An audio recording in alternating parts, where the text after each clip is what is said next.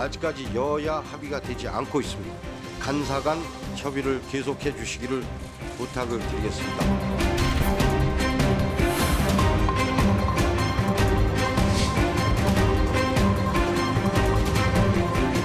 이렇게 못 넘어가요. 꼭 해결을 해야 되는데. 아직 의결은 안 됐고요. 3당 간사간 협의가 되고 나면 다시 회식할 겁니다.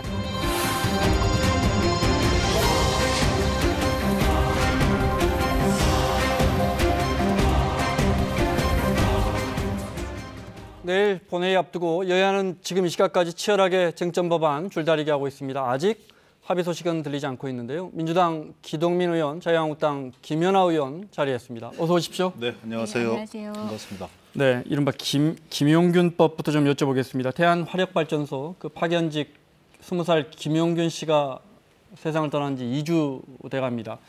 그 김용균 씨의 어머니가 국회에 찾았는데 먼저 그 영상 준비했습니다. 지난 월요일입니다. 네, 고 김용균 씨 어머니 김미숙 씨가 국회를 찾았습니다. 국회 환노위가 위험의 외주화 방지법을 논의하는 날이었는데요. 정말 열악하고 위험하고 정말 우리 국민들이 여태까지 모르고 살았던 게 너무 많습니다. 우리 같이 일했던 동료들 다 그 애들 엄마들한테는 세상에서 어떤 것하고 바꿀 수 없는 애들이잖아요. 그 애들 다 살려야지요. 비록 우리 아들은 갔지만 또다시 저같이 아픔을 느끼지 않고 살길 바랍니다. 차례차례 여야 5당의 대표들을 모두 만났습니다. 너무 열악했습니다. 보고 너무 놀래서 처참했습니다. 내가 저런 데를 믿고 보냈구나. 조금이라도 더 애한테 관심을 두고 말 더 시켜서 알았더라면 살릴 수 있었을 텐데 이번에 제대로 된 법안 통과하지 않으면 우리 아들들 또 죽습니다.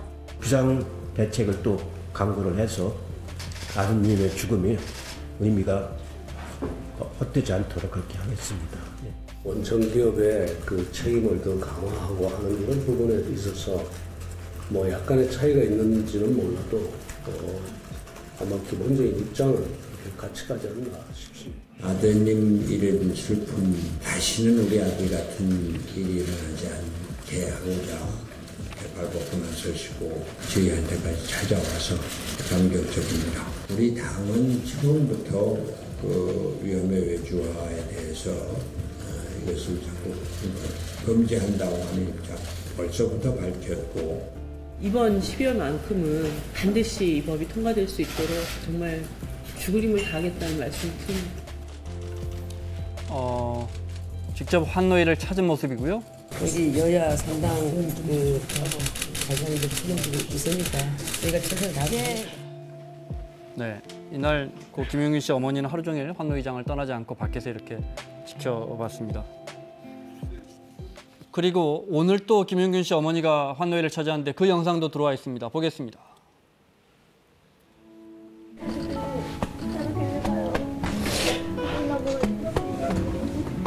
잘 해보겠습니다.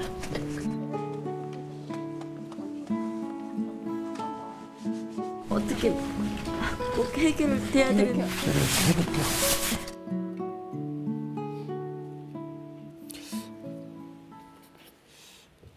뭐 이렇게 질문 드릴까요? 어떻게 보셨어요? 두 분 다 부모님이시죠? 네.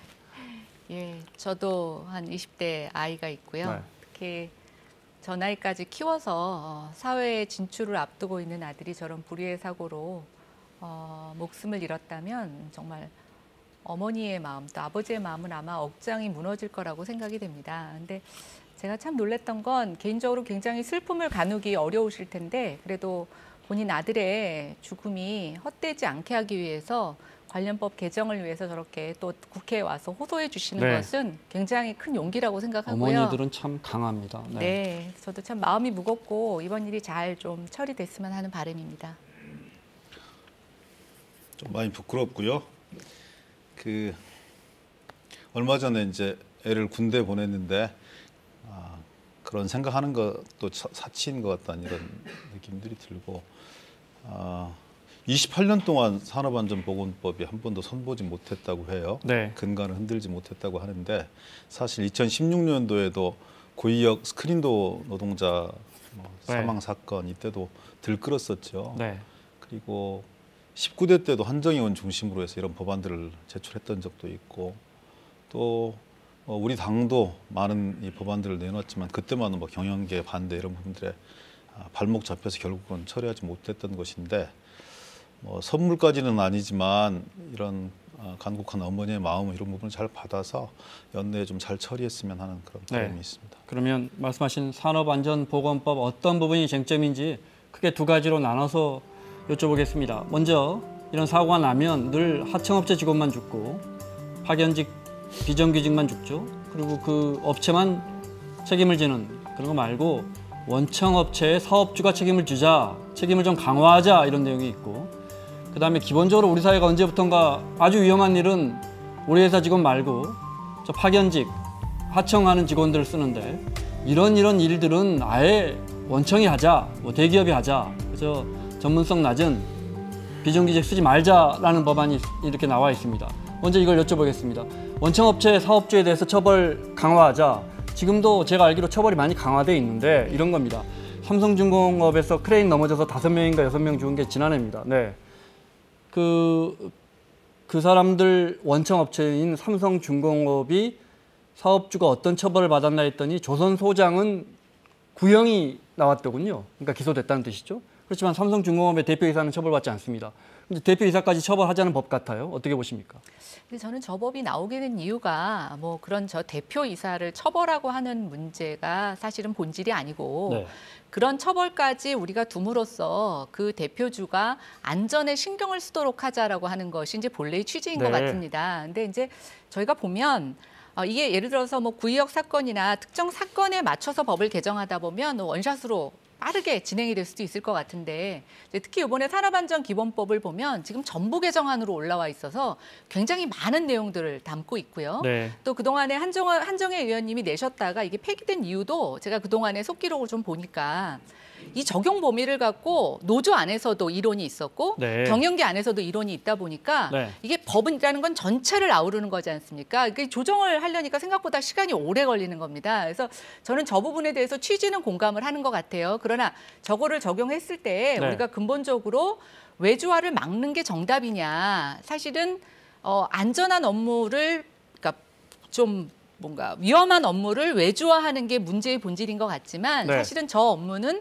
굉장히 특수한 전문성을 가진 사람들이 해야 되기 때문에 외주화해야 되는 경우도 있습니다. 근데 우리가 그것이 지금 뭉뚱그려 있다 보니까 한쪽에서는 네. 이거 외주화를 알겠습니다. 금지하는 게 네. 답이냐 이런 논란이 그 나올 부분은 수가 제가 있어서 두 번째로 여쭤보고 아주 네. 쉽게 그러면 6명이나 죽은 삼성중공업 사건에서 네. 크레인을 조정하는 사람, 그 안전을 관리하는 사람, 심지어 그것이 저 애꿎은 천막으로 넘어져서 거기서 죽은 사람들 전부 다 비정규직이었거든요. 이런 경우에 삼성중공업의 대표이사는 처벌 받아야 합니까? 받지 말아야 합니까? 그렇게 물어보시면 네. 그러니까 저는 처벌을 받아야 되는 게 아니라 그 안전에 어떤 조치를 하지 않았는지에 대해서는 저희가 규명하고요. 네. 그게 처벌 받을 만큼의 문제라고 하면 저는 처벌 받아야 된다고 생각합니다. 지금도 처벌이 계속 강화돼 와서 시행령 등으로 해서 법은 개정되지 않았지만 그래서 뭐 벌금도 몇억 원씩 부과하고 이런다 그래요. 네, 그리고 또 이제 그런데 이번에 보면 제가 여쭤보고 싶은 건 이런 큰 기업들에서 원청 기업들이 우리 원청 기업들이 커져가지고 대기업 같은 경우에 뭐 수조 원씩 버는 기업들도 많은데 그 2억, 3억 벌금 부과하면 우리 김 의원님이 만약 대표이사라면 그게 사실 신경이 써지겠습니까? 내가 기소되지 않는데? 저는 제가 대표라고 하면은 제가 기소되지 않더라도 저는 김 의원님은 안전과 신경 쓰실 것 관련된 같아요. 문제이기 때문에 신경 쓸 거라고 생각하고요. 이게 이제 저는 본질이 좀 그렇게 둘 거라고 보여지는데 유치원 쪽에서도 마찬가지입니다. 우리가 어떤 사회적으로 불합리한 부분, 또 안전에 대해서 무감각한 부분에 대해서는 분명히 저희가 그것을 고치는 쪽으로 가야 됩니다. 그러나 처벌의 목적이라는 것은 그 사람을 깜빵 보내기 위한 게 아니라 그런 일이 일어나지 않도록 하는 게 저희가 목적이라고 보여지고요. 사실은 이 논란을 그렇게 가져가게 되면 전 안 된다고 생각하고 처벌 조항이 있던 없던 내가 같이 일하는 직원의 안전을 신경 쓰지 않는 사람에 대해서는 저는 그건 문제가 있는 거죠. 예. 김 의원님 말에 공감이 되는데 그렇게 해도 지금 안 되니까 지금 아마 민주당에서는 그 사업주를 처벌을 강화하자 이런 입장이신 것 선한 같아요. 기업가의 선한 선의를 믿고 의지하기에는 우리 사회가 너무 많이 와버렸다 이런 생각을 합니다. 그러니까 외국도 똑같은 발전 과정들을 거쳤거든요. 일본도 그렇고 영국도 그렇고요. 영국도 노동안전기본법 일본 같은 경우에도 노동안전기본법에 명시해 두어 있어요. 원청 사업자의 어떤 이 책임과 이 권한 그리고 이 이후의 어떤 배상 이런 부분들에 대해서 명시해도 있고요. 영국 같은 경우에도 예전에 87년도에 우리가 이 세월호와 비슷한 그런 대형 사건이 터졌던데요. 그때 193명이 죽었습니다. 그 이 차가 들어오는 문을 선원들이 제대로 관리하지 못했다고 해서. 근데 이제 재판을 진행을 했는데 네. 그때 사업주는 처벌받지 않고 결국 선원들만 처벌받았거든요. 그런 몇 번의 판결 과정들을 거쳐서 결국은 영국도 좀 이렇게 무서운 법인데요. 기업 과실치사 및 기업 살해법 이런 부분들을 결정을 했어요. 그래서 지금까지 운영되고 있는 거죠. 네. 그러니까 과도하다고 생각할 정도의 사전 점검과 과감한 사후 규제 이런 부분들이 같이 결부되어 있는 겁니다. 네. 이런 부분들이 같이 따라가지 않으면 저는 기업가의 선의에 맡겨둘 수 있는 문제가 아니다. 더 이상 그렇게. 개정안 자막을 그래픽을 하나 더 줘보실래요? 지금 자막에도 안전사고 때 원청주를 처벌한다고 돼 있는데 구체적으로 말하면 사망자가 발생했을 때 그 대표이사나 원청업체 사업주를 처벌하는 것이고 물론 회사의 과실이 드러나야 또 처벌하는 겁니다. 이 부분이 쟁점이고 두 번째 질문 드리겠습니다. 도급 하청 금지 범위를 어디까지 할 것이냐. 지금 뭐 이렇게 유해성 높은 12가지 물질 제조 사용 사업장의 경우에 도급 하청을 금지하고 있는데 그렇게 따지면 지금 뭐 이번에 김용균 씨 같은 경우에 컨베이어 벨트를 이렇게 점검하는 업무였단 말이죠. 그러니까 이 법대로 하자면 여전히 이런 사고는 재발할 수 있는 거거든요. 네, 이런 부분 어떻게 보십니까? 그러니까 63조가 정점이라고 얘기를 들었어요. 네. 그러니까 말씀 주신 것처럼 소위 위원들하고도 좀 얘기를 해보고 네. 속기록 것들을 살펴보면 63조의 원청의 처벌 이 범주와 내용 이런 부분들 어떻게 규정할 거냐 이런 차원의 문제일 텐데요. 네. 지금 한 22개 사업장에 국한되어 있는데 그걸 전 사업장으로 좀 확대하자 이런 네. 게 이제 우리 당에서 주장하는 그렇게 취지일 되면 텐데요. 우리가 규제를 풀자고 하는데 규제를 묶는 거죠. 아주 강한 규제를 묶는 겁니다. 규제가 아니라 네. 예를 들어서 그러니까 생명과 안전과 관련된 문제입니다. 네. 이걸 비용과 효율의 문제로 치환시킬 수 없습니다. 오히려 이런 부분들을 너무 경제적 효용성의 논리로 지금까지 접근했기 때문에 네. 저는 뭔가 빠져나갈 수 있는 구석들을 남겨놓고 그리고 이런 안전사고가 일어날 때마다 안전사고의 97%가 전부 다 하청 노동자들이었어요. 그 기간 동안에 한 9년 동안에 서부발전을 비롯한 발전소 회사에서 40명이 돌아가셨는데 그중에 37명이 돌아가신 분들이 하청 노동자예요. 네. 모든 분들이 이분들한테 집중되어지는 거죠. 언제까지 더 이상 이걸 방치할 수 있습니까? 방치할 수 없습니다. 다만 외주의 대상을 어디까지 할 것이냐. 지금 이제 정부와 더불어민주당에서는 제한적으로 수은, 납, 뭐 도금 등 네. 12개 품목에 대해서 12개 성분에 대해서 위해성과 위험성이 높기 때문에 이것부터 시작하자고 얘기를 하고 있습니다. 네. 근데 그런 부분들만 제대로 갖추어진다 하더라도 63조만 제대로 잘 타협이 된다 하더라도 저는 상당한 부분을 막아낼 수 있다고 생각을 네, 하고요. 네, 네. 예를 들어서 외주 작업들까지 전부 다 정부 혹은 기업이 책임지게 해야 되는 거 아니냐. 이건 좀 더 사회적 토론들이 필요할 것 같아요. 네. 우리 산업계의 현실들도 있는 네. 있는 문제이고요. 노동력의 문제들도 있는 문제라서 그건 조금 더 심도 깊은 사회적 대화 논쟁이 필요하다 이런 말씀하신 생각합니다. 것처럼 그게 약간 위험할 것 같아서 모두 다 하청 주지 말자 이렇게 묶을 수는 없는 네, 것이고 그렇습니다. 자유한국당이 지금 수은, 납, 유해성 높은 12가지 물질 제조 이런 사업장은 일단 묶자 하는 것만 해도 굉장히 진일보한 것 같아요. 그런데 이제 일부에서는 그러면 지금 김용균 씨처럼 수리 정비하는 사람들도 위험한 게 많은데 지하철에서 불과 2년 전이었습니다. 네. 네. 이런 사고들이 계속 되풀이되는데 이건 못 막지 않느냐. 그러니까 이제 우리가 빠지기 쉬운 오류 중에 하나가 네. 입법 만능주의입니다. 법으로 모든 걸 할 수 있을 거라는 착각. 네. 근데 그렇지 않고요. 법은 이런 식으로 우리가 네거티브로 규정하느냐, 파지티브로 규정하느냐에 따라서 분명히 사각지대가 있게 됩니다. 네. 또 하나 이제 저희가 좀 반성해야 되는 건 아까 선한 기업인, 또 선한 사업주 얘기를 했는데 네. 좀 묘하게도 2년 전 구의역 사건이나 이번에 서우발전을 보면 민간 기업이 아니라 공공기관에서 하청을 줌으로써 그 하청 직원들이 이런 피해를 보는 그러네요. 상황이 네. 벌어졌다라는 거죠. 네. 그럼 보면 이런 거죠. 이게 서부발전도 사실상의 공공기관이죠. 네. 그럼 이제 공공기관 안에서 얼마나 네. 안전에 이런 의식이 미흡한가. 사실 이 부분은 법 개정 없이도 우리가 공공기관의 지침을 통해서 우선적으로 할 수 있는데 그것조차 못하고 있다라는 네. 것 하나. 또 하나 이제 공공 부분일지 민간 부분의 어느 정도까지는 알 수는 없지만 이제 그 정직원, 원청의 정직원들이 자기들이 할 수 없는 어떤 전문 영역을 외주해 주는 게 아니라 네. 자기들이 하기 싫은 거, 위험한 거를 외주해 준다라고 하는 거죠. 이거는 어찌 보면 기존 원청 업체들의 노조 안에 굉장히 이기적인 그런 마음이 있었을 수도 있다라고 보여집니다. 그러니까 이거를 단순히 원청업체, 하청업체의 그 대표자만 벌 준다고 해결할 수 있는 문제냐. 회사만 그런 시스템을 그런 만드는 게 거죠. 아니고 노조도 그런 시스템에 일부 일조하고 있다 이 말씀이시죠. 그렇죠. 그리고 또 하나 네. 우리 사회가 굉장히 이런 하청을 줄 때 비용에 대해서 아주 인색합니다. 네. 특히 안전에 대해서 비용 네. 지불하는 것에 대해서 아직 인식 개선이 이루어지지 않았는데요. 그런 부분들이 같이 가지 않는다라고 하면 네. 저는 이거는 반쪽짜리 입법이라고 생각이 됩니다. 알겠습니다. 그러니까 이 도급할 때 단가들을 따지잖아요. 네. 경쟁 입찰을 하는 거고. 근데 그 경쟁 입찰의 상당한 부분이 결국은 인건비 마진을 어떻게 책정하느냐의 문제에서 파생될 수밖에 없는 거거든요.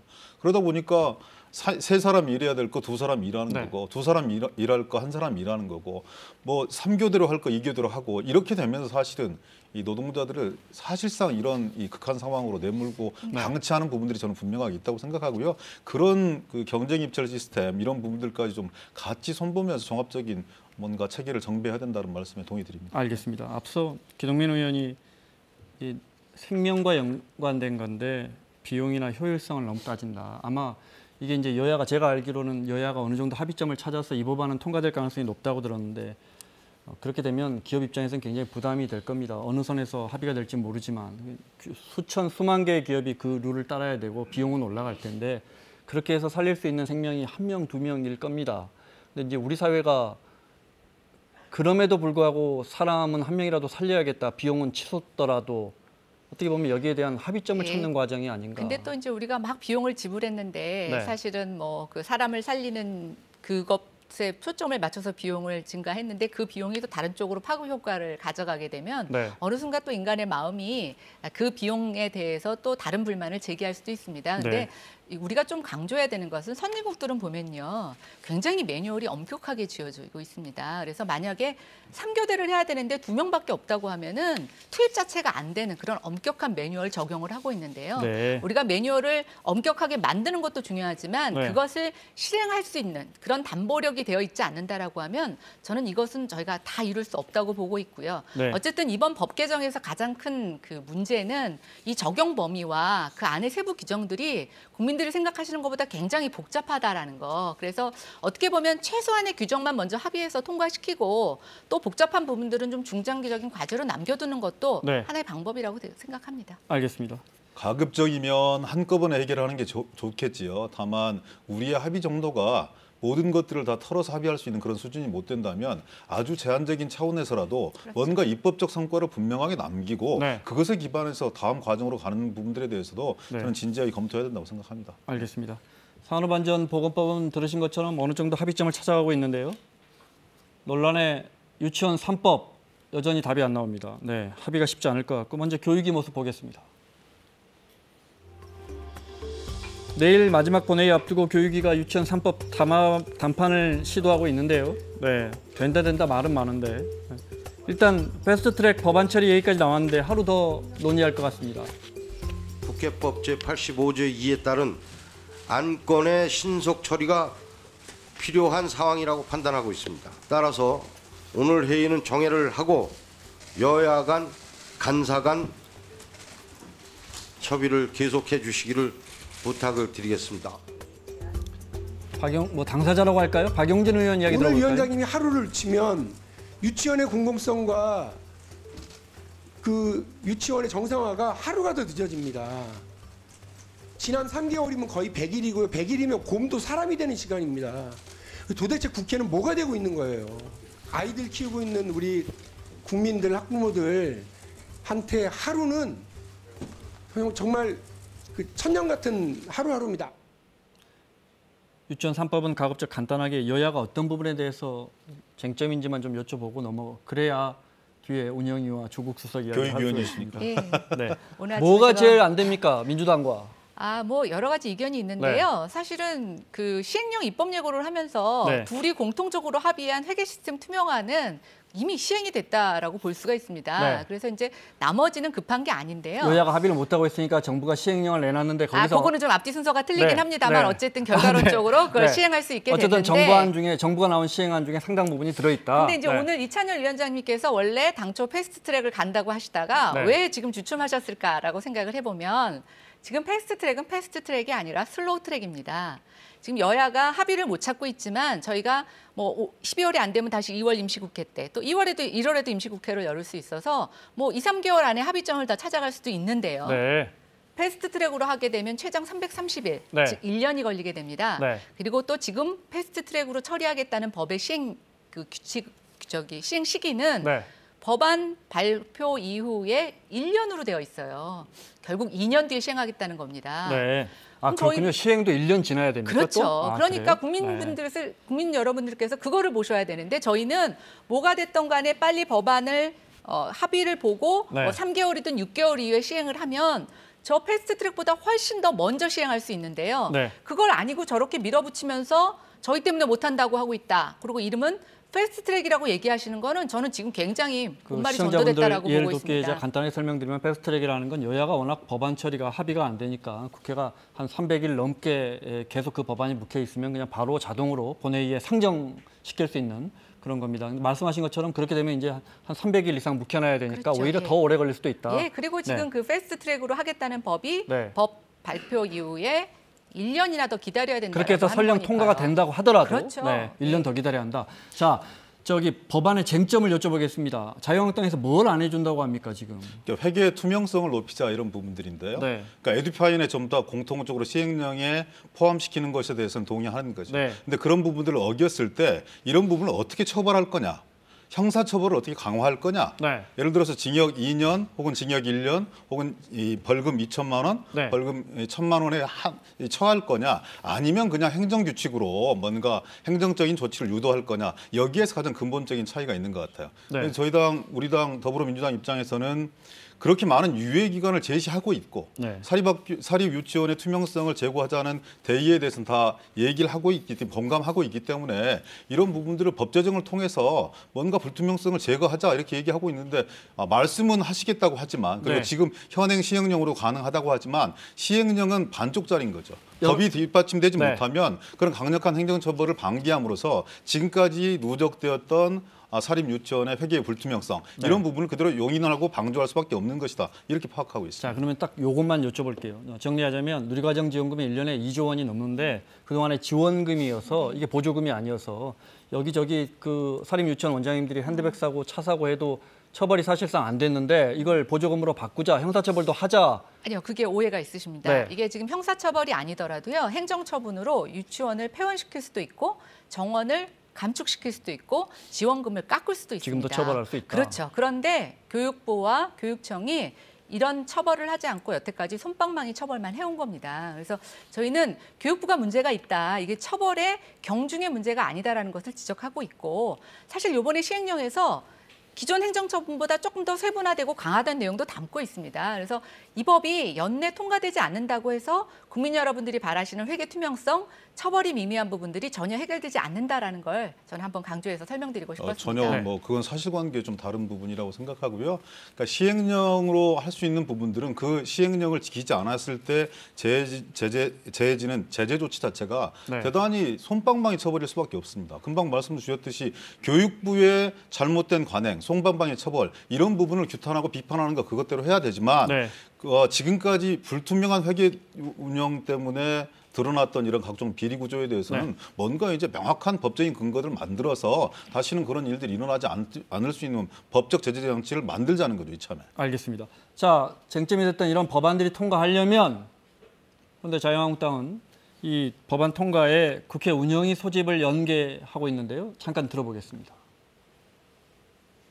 임종석 비서실장과 조국 민정수석이 이제는 입을 열 때가 되었습니다. 국회에 두 분 출석하셔서 운영위에서 말씀해 주셔야 됩니다. 진실이 무엇인지 이야기해야 됩니다. 조국 수석께서 맞으며 가겠다 이런 글을 올렸다고 합니다. 맞으며 가겠다. 당당하게 이제 국회 운영위에 출석해서 이 사건에 관해서 입장을 밝혀주시기 바랍니다. 그런데 저희 당으로서는 지금 분명하게 어떤 비리와 범죄의 혐의자가 제기하는 문제를 가지고 국회에서 운영회를 열어서 진실을 밝히는 것도 아니고 정말 뭘 기대하고 그러는지 모르겠습니다. 자, 들으셨겠지만 오늘 검찰이 청와대를 압수수색 이 시각 현재까지 하고 있습니다. 네, 자유한국당이 조국 수석이나 임종석 실장을 고발해놨기 때문에 그거 관련된 것 같은데, 자, 만약에 운영위에 임종석 실장이나 조국 수석이 나오면 이건 정말 물어봐야겠다. 물론 운영위원은 아니시지만. 아니요, 운영위. 아, 그러시군요. 네, 잘 됐네요. 뭘 물어보시겠어요? 하나만. 나 이거 진짜 물어봐야겠다. 네.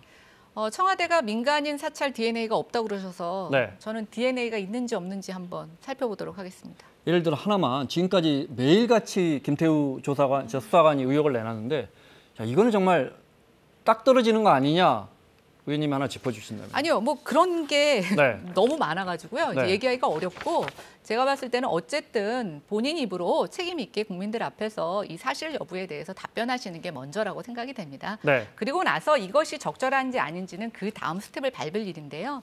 어쨌든 국회는 국민을 대표하는 기관이고 청와대가 국민을 대표하는 기관에 나와서 이 문제가 되고 있는 이 사안에 대해서 공식적인 답변을 주시는 거는 저는 굉장히 중요한 일이라고 생각합니다. 나오면 되나요? 나올 수 있잖아요. 그러니까 과정들을 좀 잘 살펴봐야 되는데요. 지금까지 민정수석이 국회에 4번 나왔습니다. 문재인 대통령 민정수석이실 때 국정감사 기간에 3번 나오셨죠. 네. 전해철 지금 의원 전 민정수석 국정감사 기간에 나왔죠. 단일한 건을 가지고 이 운영위원회 소집에 응한 사례는 한 번도 없어요. 네. 그리고 뭐 본인의 직무 관련성 때문에 고발당한 사안들이다. 이 고발당한 사안들이고, 이 사안들에 대해서 만약에 나와서 답변하고 해명한다고 하는 것이 이 논쟁을 종식시킬 수 있는 그런 유력한 방법인가? 저는 전혀 그렇게 생각하지 않습니다. 논란만 오히려 더 커질 논란이 것이다. 증폭될 수밖에 없다고 생각하고요. 네. 민간인 사찰 말씀 주셨잖아요. 그리고 증자가 무엇이냐고 그랬어요. 너무 많아서 열거할 수조차 없다 이렇게 말씀 주셨는데, 대법 판례가 있어요. 판시를 뭐라고 했냐면, 민간인 사찰은 공무원이 법령에 규정된 직무 범위를 벗어나서 민간인들을 대상으로 평소의 동향을 감시 파악할 목적으로 지속적으로 개인의 집회, 결사에 관한 활동이나 사생활에 관한 정보를 미행, 망원 활용, 탐문 채집 등의 방법으로 비밀리에 수집 관리하는 걸 대법에서 민간인 사찰로 규정했어요. 과연 그런 사안입니까? 육군 주무관 김태우 수사관에 이 수차례 반복된 네. 일탈 행위가 있었다는 걸 인정하는데요. 그리고 왜 박근혜 이명박 정권에 있었던 사람들을 아주 정확한 검증도 없이 이 정부가 덜컥 기용하로 이런 사태에 빠졌을까에 대한 정치적 책임, 저는 엄중하다고 생각하는데, 직무에서 배제된 상황이 명백해요. 개인의 어떤 승진 문제도 걸려 있는 거고, 그다음에 이 건설업자 최모 씨와의 부적절한 관계, 그 부적절한 관계를 뛰어넘어서 다른 사안을 가지고 정치적 딜을, 사법적 딜을 시도하려고 했던 정황 자체도 드러나 있는 겁니다. 이런 사안들에 대해서 네. 과연 이 제1야당이 민간인 사찰이라고 주장하고 이렇게 직무에서 배제된 특정 6급 주무관의 주장에 부하내동하는 것이 지금 이 사태를 해결하는 데 무슨 도움이 되는 것인가 반문하지 않을 수 없습니다. 자, 김 의원님 반론까지 듣고 마무리를 해야겠는데요. 네, 저희는 이것이 빙산의 일각이라고 보고 있고요. 단순히 그 6급 사무관의 문제가 아니라 이것이 윗선까지, 주무관이 아니라 네. 6급까지, 그 윗선까지 연관된 굉장히 큰 문제일 수 있다고 보고 있습니다. 그래서 합리적인 의심을 하고 있는 것이고, 거기에 대해서 답변해 주시면 된다고 생각하고요. 여태까지 민정수석이 국회에 몇 번 왔느냐, 저는 이런 거 중요하다고 생각하지 않습니다. 문재인 대통령이 처음에 정권 출범하실 때 뭐라고 하셨습니까? 경험해보지 못한 나라를 만들겠다고 하셨습니다. 그동안의 전례가 없어도 국민들이 요청하면, 필요하면 저는 해야 된다고 생각을 하고요. 새로운 역사를 보여주시기 바랍니다. 알겠습니다. 그것이 네, 새로운 간단하게. 역사를 보여서 예를 들어서 조국 수석이 운영위원회에 출석을 해서 이 문제를 풀어나가는 데 도움이 된다면 검토하고 고려해 볼 수도 있는 것이겠죠. 그렇지만 지금 이 네. 문제를 풀어나갈 수 있는 유일한 길은 지금은 검찰 수사에 집중해야 될 때입니다. 12월 말까지 감찰한다고 했고, 그 감찰 결과에 근거해서 네. 수사로 전환한다고 했으니까 검찰 조사를 보고 그것이 미진하다고 생각한다면 운영위 국정조사 특검 다 할 수 있는 거 아니겠습니까? 알겠습니다. 자, 아쉽지만 하실 말씀도 많으시겠지만 여기까지 하겠습니다. 기동민 의원, 김연아 의원과 함께했습니다. 고맙습니다. 네, 고맙습니다.